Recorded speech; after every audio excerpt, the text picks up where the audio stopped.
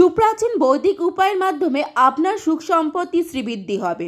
বহু মানুষ সারাদিন অক্লান্ত পরিশ্রম করে অর্থ উপার্জন করছে এবং তা শ্রীবৃদ্ধি করার চেষ্টা করছে, কিন্তু অনেক ক্ষেত্রে দেখা যায় হাড় ভাঙা খাটুনির পর পারিশ্রমিক মিলছে যৎ সামান্য। আবার অনেকেই অল্প পরিশ্রমে প্রচুর অর্থ উপার্জন করে। এক্ষেত্রে কিছু সহজ পূজা অর্চনার মাধ্যমে আমরা আমাদের অর্থভাগ্যকে ফেরাতে পারি।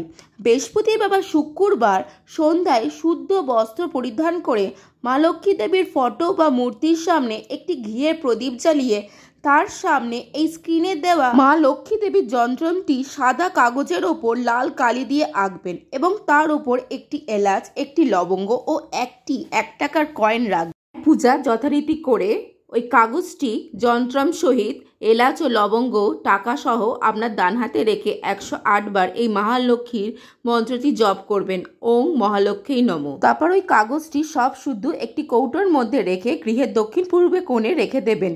দেখবেন আপনার পরিশ্রমের অর্থপ্রাপ্তি শ্রীবৃদ্ধি ঘটছে। অবশ্যই চ্যানেলটিকে সাবস্ক্রাইব করে পাশে থাকবেন।